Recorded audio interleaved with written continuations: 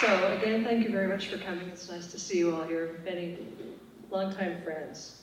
So Chumash Ethnobotany. First, I want to explain that we have this bad habit of talking about the Chumash in the past tense as though they're not around anymore. And it's true that most of the information I'll be presenting has to do with Chumash practices of the past, but I really want to emphasize the fact that Chumash people are very much with us today, and there's a number of them here in the audience. This is a photograph taken a few years ago of a field trip of our California Indian Advisory Council to Santa Cruz Island. And everyone in the photograph, except for John and me, John Johnson and me, everyone in the picture is Chumash. So that's just an illustration about the fact that Chumash people are very much with us today and engaged in all kinds of important cultural pursuits. So, but I have to begin with the obligatory introductory map slide. This is a kind of a drawing showing Chumash territory, and as you can see, it extends from about Malibu in the south, up around the Santa Barbara Channel, up to north of San Luis Obispo, actually around Paso Robles in the north, the 4 northern Channel Islands, the interior Cuyama Valley, part of the Carrizo Plains, Mount Pinos, etc. So it's a pretty big territory. There were something like 15 to 20,000 people lived here at the time of initial European contact in 1542. The red dots on the map represent major Chumash towns and villages. You can see the population was mostly concentrated along the Santa Barbara-Ventura coastal mainland. But there are also villages scattered throughout the interior, especially along watercourses like the San Ynez River, Santa Maria River, etc. The different colors on the map represent different languages. So while we speak of the Chumash as though it's one uniform, consistent group, in fact, it's really very diverse. These are different languages that were spoken in the different regions, and they're named for convenience after the missions that were later established in these territories, but these languages were different enough that they weren't necessarily all mutually intelligible. They were descended from a common ancestral language, but grew to be different enough that it was like the equivalent of Spanish, Italian, French, Portuguese. So some words in common, people could understand a bit of what the other person was saying, but in general, these were really quite different languages. And in turn, the island language and the northern Chumash language up in San Luis Obispo were really quite different. It was more like the difference between English and German. So this is really quite a diverse population and diverse cultural adaptations to the different kinds of habitats that people lived in. So how do we find this information? The main source that I drew upon is the ethnographic notes of John P. Harrington, who worked with Chumash people from about 1912 until 1960. He had several different Chumash consultants that he worked with, including several people here in Santa Barbara. And the descendant of one of them is here, actually a couple of descendants of one of them are here in the audience today. The last native speaker of any Chumash language was Mary Yee, and her daughter and granddaughter are here, as are many other Chumash descendants from the people in Santa Barbara as well as in other parts of the territory. So Harrington's notes were something like 1 million pages of handwritten field notes altogether, at least a third of which was on the Chumash alone. And he also made sound recordings so we could hear what the language sounded like when spoken. We also used historical documents from Spanish explorers and missionaries and settlers and people who traveled through. There's pretty rich literature of people who visited Chumash territory and recorded their impressions. And then a little bit of archaeological evidence. It wasn't until fairly recently that archaeologists began to realize that there was more than shell middens to look at, that they could actually recover plant remains and identify what they were and how they were used, and various artifacts associated with using them. So those are the sources of information. Ethnobotany, in short, is the study of direct interrelationships between plants and human cultures. So it's kind of like introductory level anthropology, introductory level botany combined together. So ethnobotany includes how people use plants, and here's Ernestine DeSoto and her son Gilbert Nzweta years ago gathering Juncus textilis, Indian rush, for basket making. So people use plants for food. This is the first thing that we always think of. What did they eat? There were many different kinds of plants that people used, but one of the most important was acorns, and this is coast live oak. which was the major food source for like a starchy staple in the diet.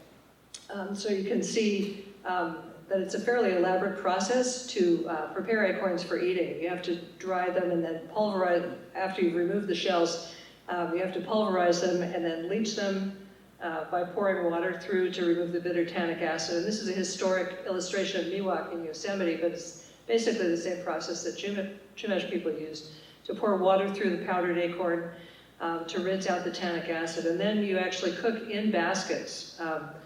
And here they're shown pulling red hot stones that have been heated in the fire and dunking them in a basket of water and then putting them in the cooking basket with the acorn mixed with water. And it comes to a boil pretty quickly and it makes a thick soup or mush, which people would eat at every meal every day. Many other plant foods too, of course. Small seeds, roots, bulbs, fruit, etc. Plants were really important for basket making. And I can't emphasize enough the importance of baskets in Chumash daily life. There's no part of Chumash daily life in which baskets were not involved in some capacity or other. And here we see 3 different plants that were really important in basket making. There's the Indian rush or basket rush here, which we have actually growing over in the ethnobotanical garden across the creek, the Sukinani Koi garden. And then, so that was used for most of the baskets, and then this plant that looks a lot like poison oak is called sourberry or sumac, and that was used for the white sewing material in coil baskets. And some baskets had a foundation of the flower stalks of deer grass. So there's various plant materials, and people had to learn where they were available, what time of year to collect them, how to process and prepare them, and then how to actually use them.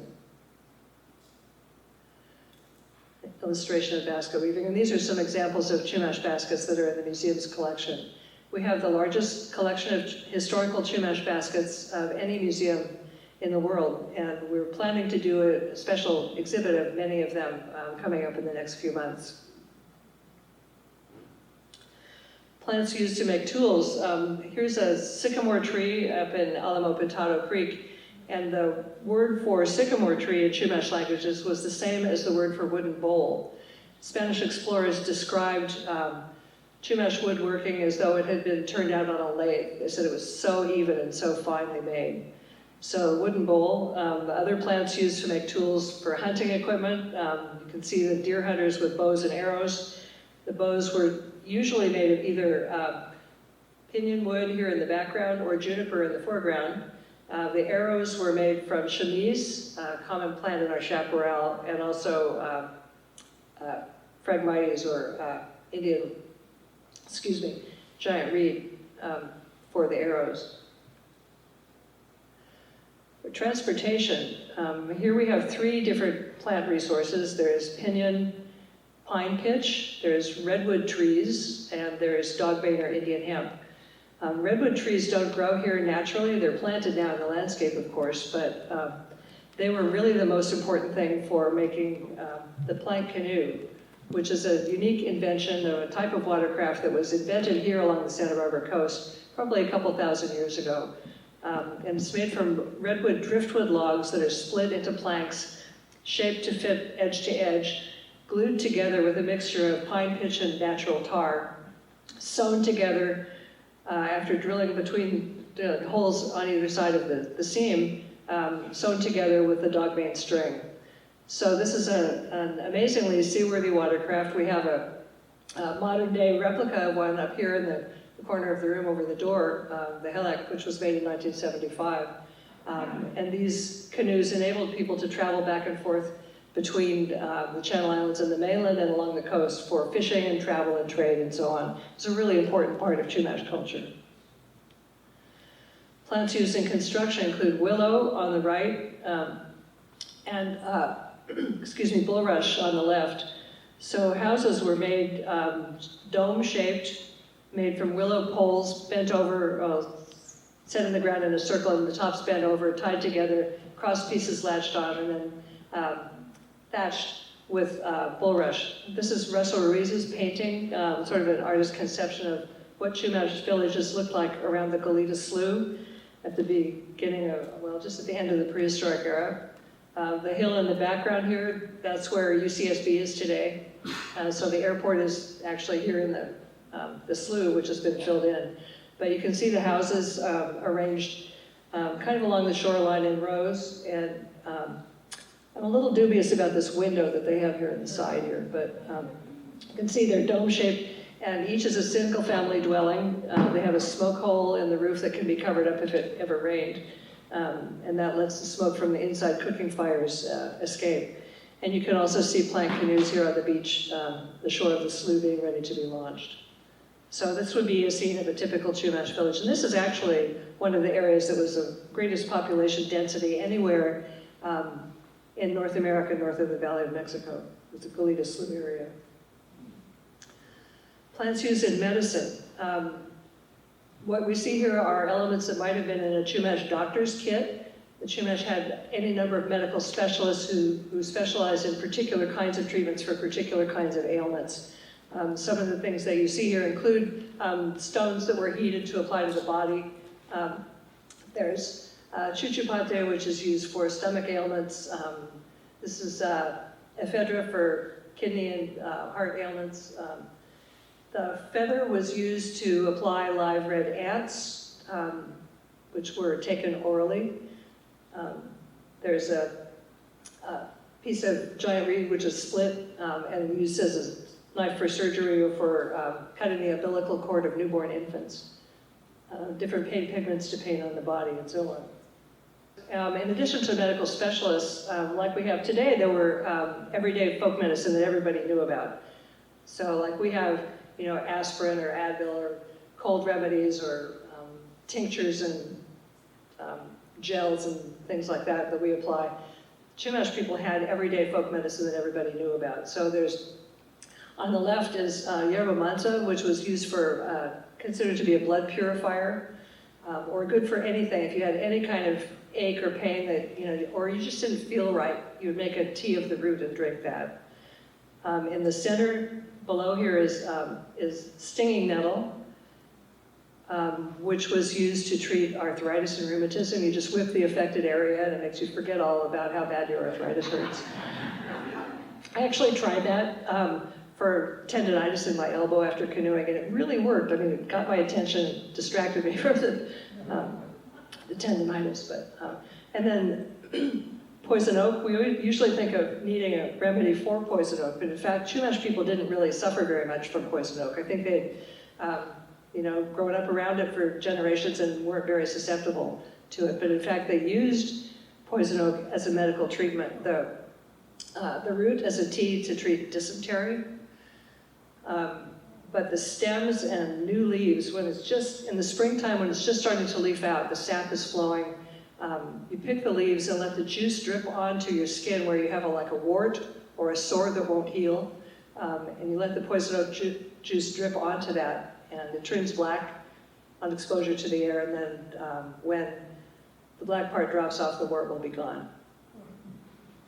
A dermatologist explained to me that would work if you're mildly allergic to poison oak. It would marshal the body's immune defenses that attack the wart virus.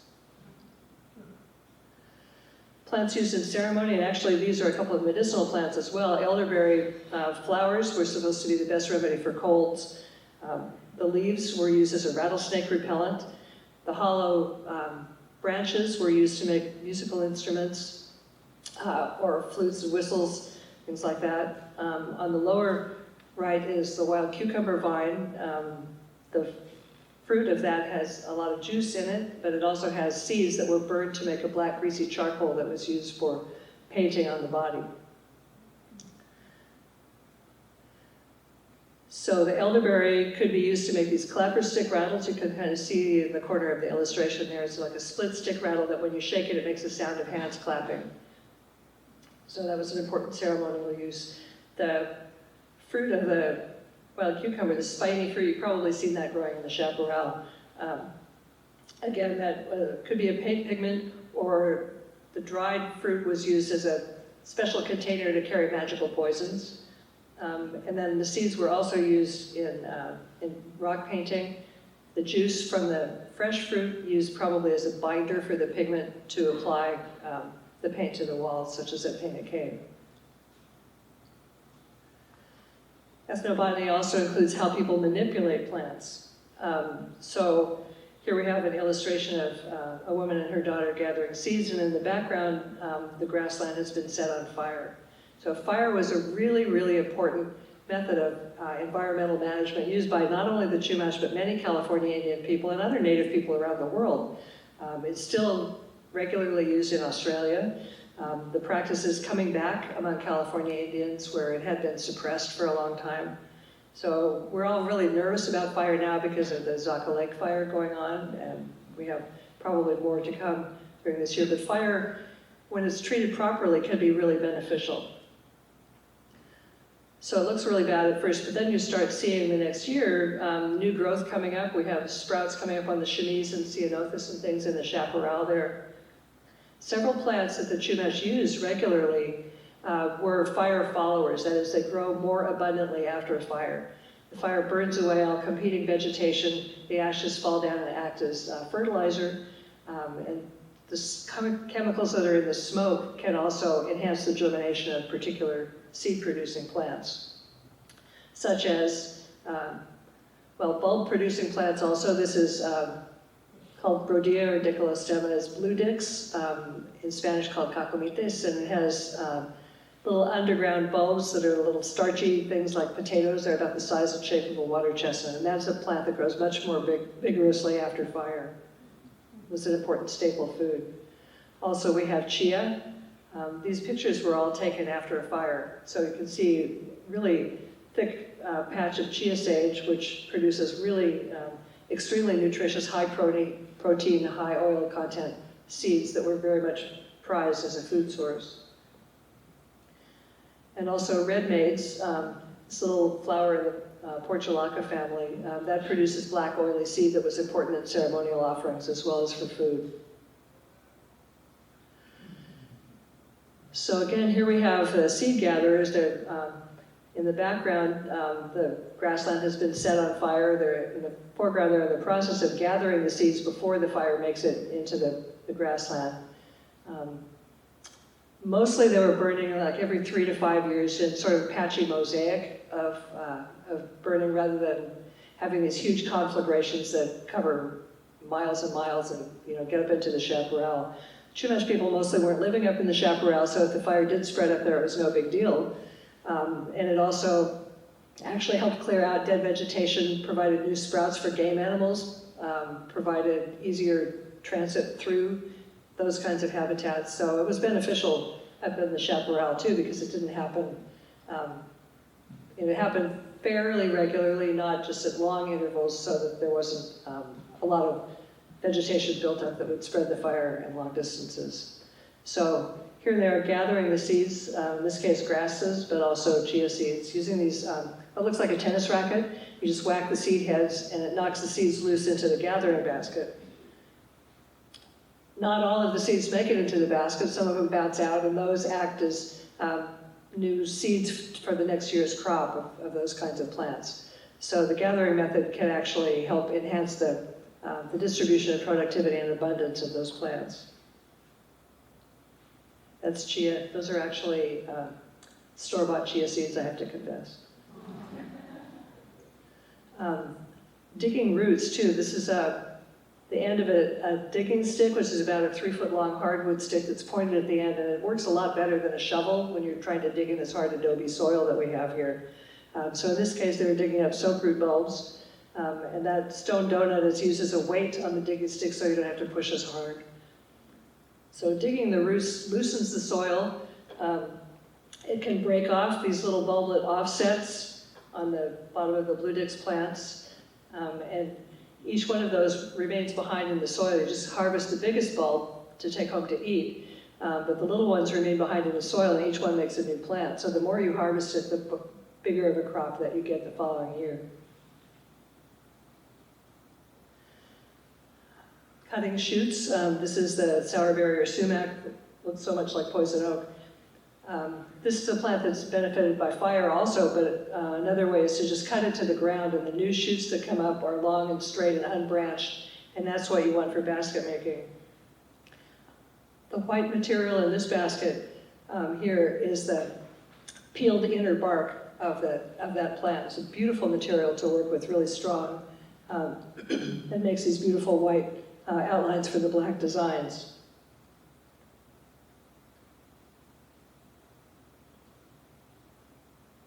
So people moved plants around.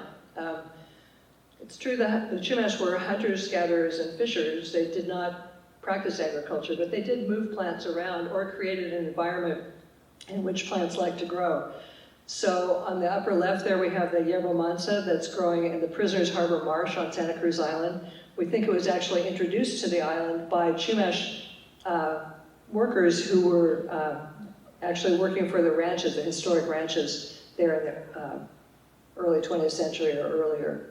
So the plant might not have been there were it not for the fact that Chumash people introduced it. And they would have introduced it for its own medicinal uses for people, but also it's supposed to be really good for preventing infection in barbed wire cuts on livestock. And there has been some research done, and it does have antibiotic properties.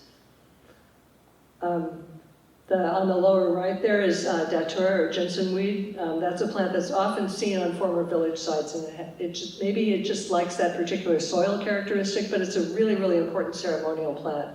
And I think its distribution has a lot to do with its cultural use as well as the conditions in which it likes to grow. Here on the left we have tobacco. This is one of 3 species of native tobacco. What we see along the roadsides now is tree tobacco, which is not native. It's introduced from South America, but there are 3 species of indigenous tobacco within the Chumash area that likes to grow on former village sites also.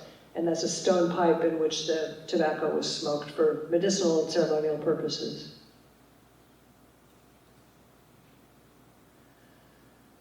So ethnobotany also includes how people think about plants, not just how they use them. How people name plants, the names that they give to plants is really interesting, I think. These are some examples. This is yarrow, which the Chumash names for it means squirrel's tail, referring to the sort of feathery leaves that it has. This is wild morning glory, or coyote's basket cap, coyote's basket hat. By the way, these are the names in Chumash languages, so that's Barbareño and that's Inazeño or Samala. This is one of my favorites, blue-eyed grass. The name means frog's G-string or frog's loincloth. Because of the, I think because of the really narrow iris-like leaves, it'd be perfect for that use for tree frog. So how people classify plants. We use a system developed by Linnaeus in the 1700s, and it's based on similarities. You organize plants according to similarities of their flowers and fruit. That was sort of the philosophy of how those plants were categorized and determining what was related to what. And there are hierarchical categories, so starting from the top down, kingdom, phylum, class, order, etc. And then you get down to plant family, which is sort of more the level in which a lot of us work, and then more detailed categories within that. And binomial nomenclature, that means that you have the genus and species, so California wild rose, Rosa californica. There could be other species of Rosa. So that's basically our system, and it was originally designed, as I say, based on the characteristics of flowers and fruit. Now, of course, they do genetic analysis, and it turns out that a lot of things we thought were closely related were not, after all. So botanists have job security by doing all this analysis and changing the plant names every few weeks. So how you classify plants, not only the sort of Western scientific system, but also folk classification. So different cultures have different ways of classifying plants. One is utilitarian, so how plants were used. And this is one kind of ceanothus, which was important for making digging sticks and fence posts and things like that for construction, making hardwood wooden tools out of. You can also look at, again, morphology, that is what the plant looks like. And so that's kind of the most similar to the origin of the Linnaean system. So there are generally few terms for these larger, higher order categories, but you get down to generic and specific, and you do have native names for those. So for ceanothus here, they just Chumash just broke it down into two kinds, the blue-flowered kind and the white-flowered kind. They recognize only two species of Ceanothus on the folk level, where we have dozens of species of Ceanothus. And then based on salience, that is, how prominent is the plant in the landscape? Is it really common in different kinds of habitats? Is it something that's really conspicuous that you're bound to notice because it's big or flashy or whatever? And then also its cultural salience is cultural importance. So there's kind of these different ways of looking at organizing the knowledge that you have of plants. So on the left here we have chia, and on the right is thistle sage, which the Chumash called another kind of chia. So basically there's chia, there's real chia, and then there's other kind of chia. So there are a lot of stories and beliefs about plants. The old woman Momoi, this is the only plant, the Jinsenweed or Datura is the only plant that appears as a person in Chumash myth and legend and oral tradition. There are plenty of animal characters, but this is the only plant. She was an old woman who lived off by herself and was kind of scary. They said if she washed her hands and you drank that water, you would fall asleep. If she washed up to her elbows, you would have dreams, maybe scary dreams. And if she took a bath and you drank her bath water for some reason, you would die because she was so powerful. And this is a plant that enabled people to establish contact and maintain contact with the spirit world that was regarded just as real as anything in the tangible everyday world. So this is a really important ceremonial plant that was used to bring visions and put people in touch with the spirit world. So that's why it appears as personified in Chumash oral tradition. California poppy is really common.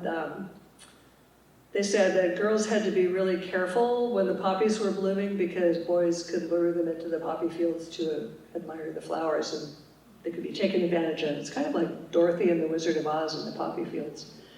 And there's also a story of coyote and lizard. Lizard had been out to the Channel Islands and came back and was telling Coyote about the poppy flowers out there. He said they were so beautiful, it was like the sun itself was on the ground. A really poetic description of poppy flowers.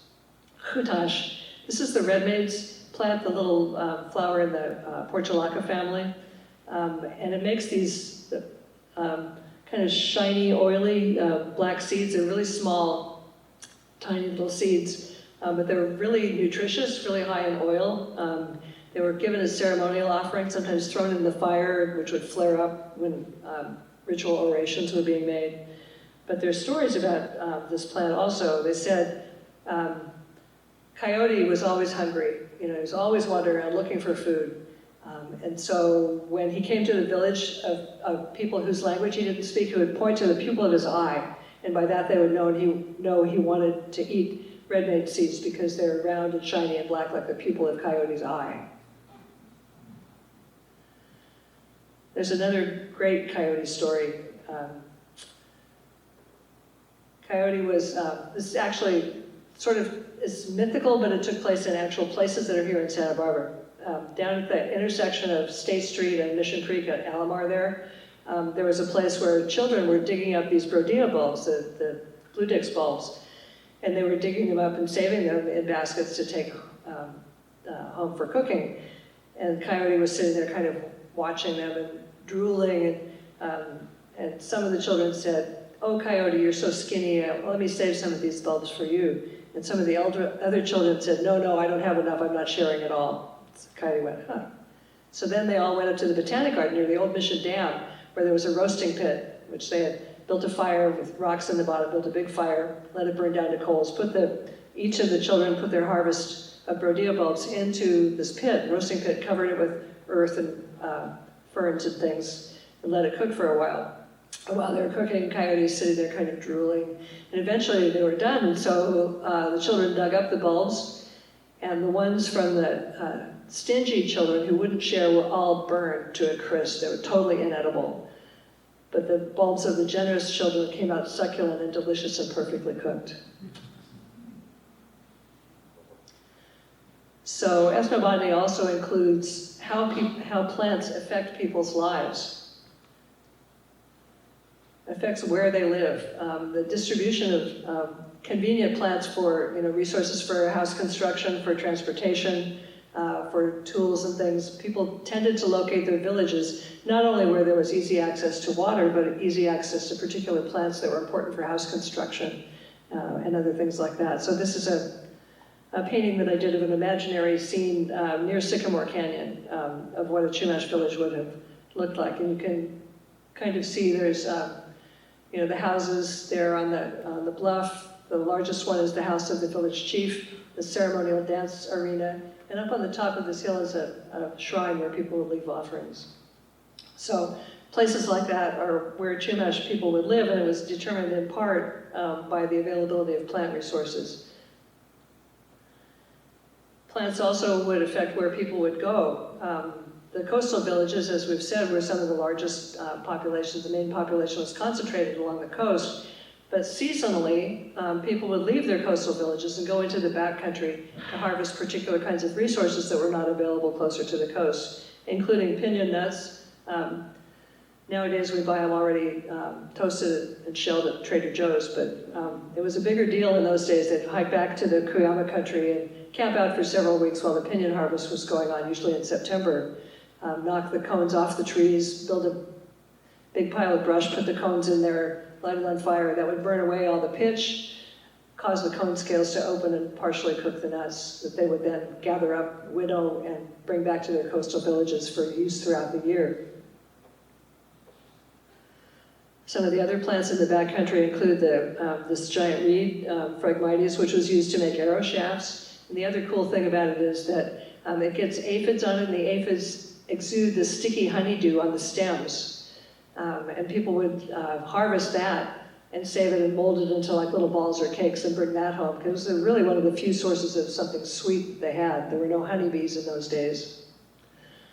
And then the mountain tea or desert tea here at Fedra was used medicinally, and that's only available in the backcountry too. So when people were back there camping out for several weeks during piñon harvesting, they would also collect these other kinds of plants that weren't available closer to home. So the way they would go would follow particular routes. And you can see on the map, these yellow lines are trade routes that the Chumash people followed between the coast and the interior. And nowadays, they're the same routes that we use today. So this is the route of Highway 101 going along the coast, and then the passes that go up over the mountains into the backcountry. And you can see the list of items that were harvested in each area and then traded. So coastal Chumash had various resources that they traded out to the islands, and the islanders traded back to the mainland in exchange. And some of the resources from coastal Chumash actually were traded far and wide into the interior and even beyond the boundaries of Chumash territory itself. So not only did they harvest local resources, but they were able to trade with their neighbors or other people who might have a better harvest of acorns, for example, if the local crop failed. They would have trading relationships with these other people to get things that they needed. Today, a number of plant place names from the Chumash languages are with us today. So Camulos down there on the road near Fillmore, Santa Paula. That means the juniper. There are a number of others. Sway Creek after tarweed. Sisquoc. Squaw is a particular kind of tule. Honata, Tekepish, Somis, Scrub Oak Spring. So Mis is the deer, and So has to do with water. Topa Topa is a really well-known place name, and that has to do with the dogbane, or Indian hemp, which is called toke. Camulos, the juniper again. So the Chumash, as we've said, lived by hunting and gathering and fishing. They made really efficient use of the resources here because their ancestors had settled several thousand years ago. So over many generations, they became familiar with what was available in what locations, when to harvest it, how to store it, trade it, make use of it. So all of these resources were really important. They were wild resources, although they were managed in certain ways to increase their productivity, but it was never what you'd really call agriculture per se. Agriculture worldwide usually involves draft animals The Chumash largest animal they had was the dog, domesticated dog. They didn't have horses or cattle or anything to draw a plow with. They didn't have metal tools like plows. They didn't use irrigation. And that's important because in our area, you don't really have water available easily all year. So traditional Native American crops in other parts of the country, corn, beans, and squash, for example, those require summer waterfall, like rainfall. And people did do irrigation in those areas. But our area doesn't usually get rain in the summertime, which is the growing season for all of those crops. And so this is not a good area to try to grow those things.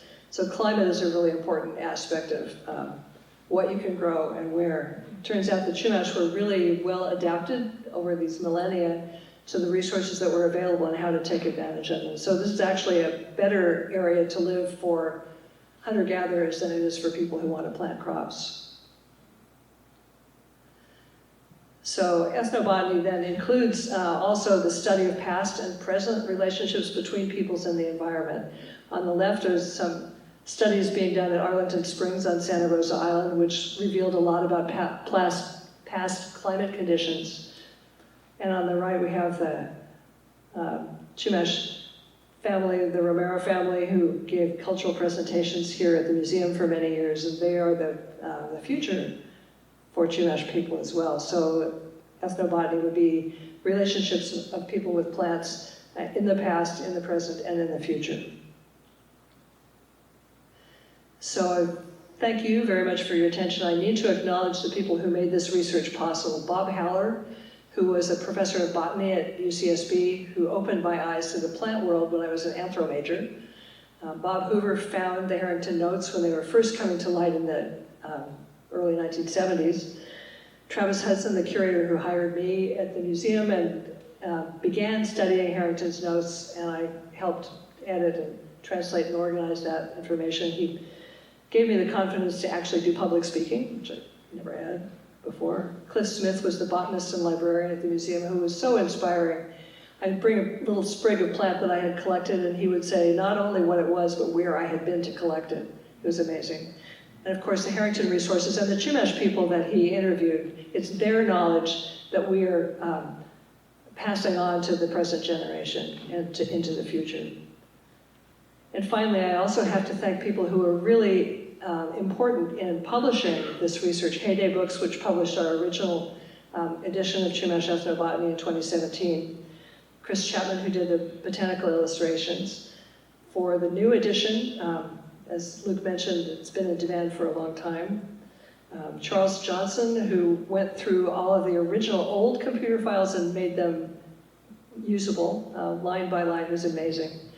Luis Force Torres is the one who organized the actual publishing of it in his company, Polyverse Publishing. So we thank them all very much. And of course, I thank the Museum of Natural History for making this whole thing possible and for bringing you all together tonight. So thank you all so much.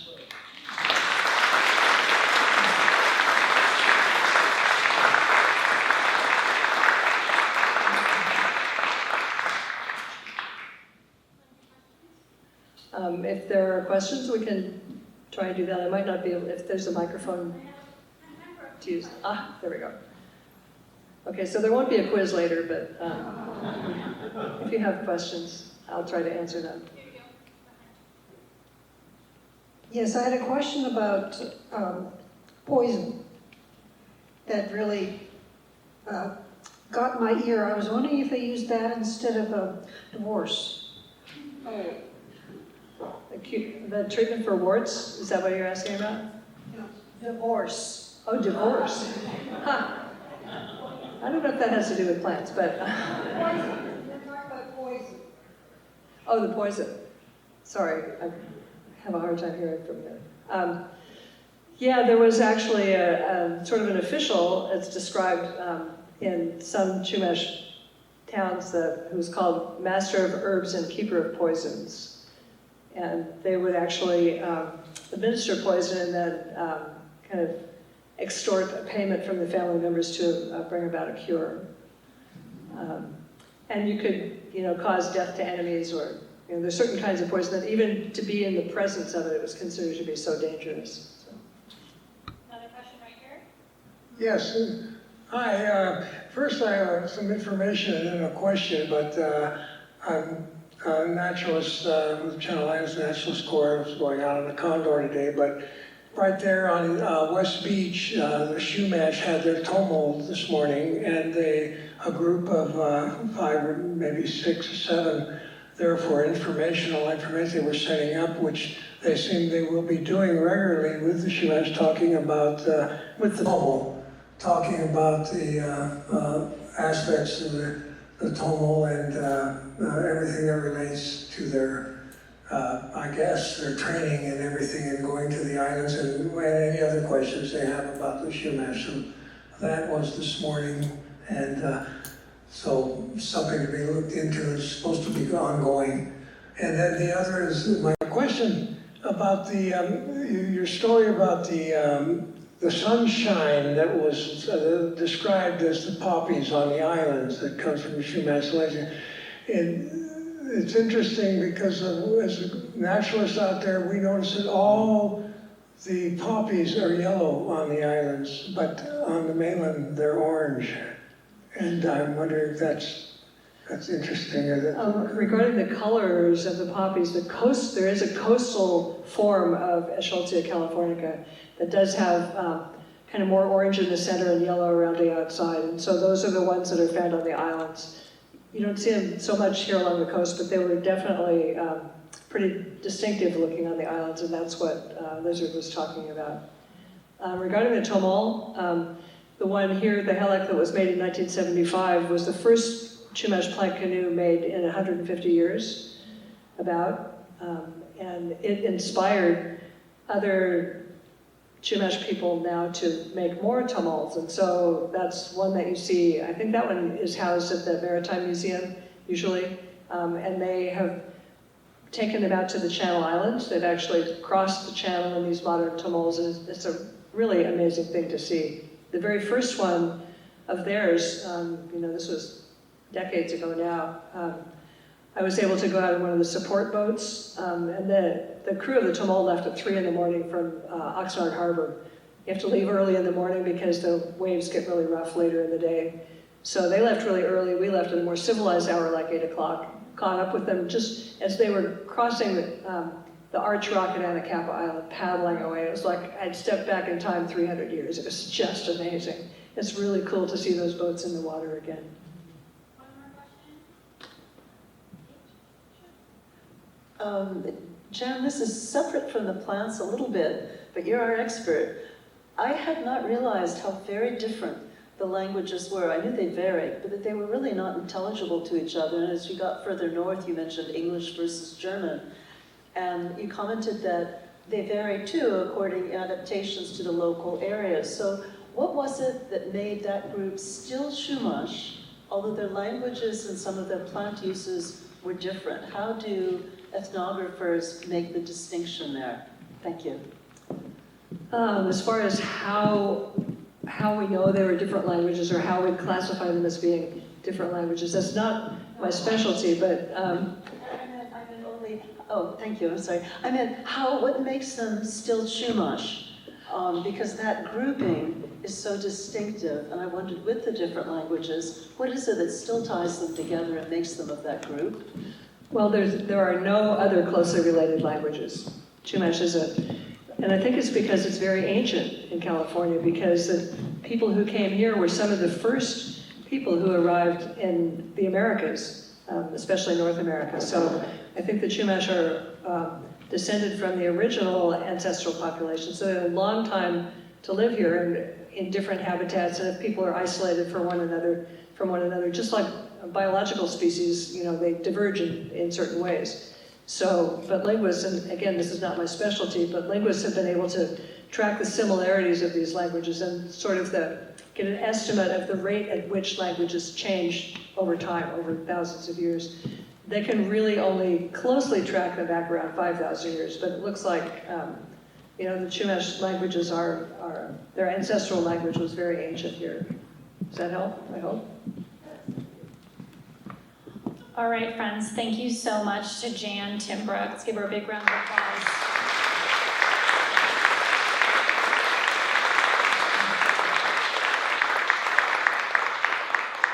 Okay. Thank you so much for coming tonight. Jan's still going to be around to sign some books. We have our books for sale here, or if you have any other questions, please take some time to chat with her. Please take some cookies on the way out. We don't want to eat those all by ourselves, and have a wonderful and safe evening. Thank you so much.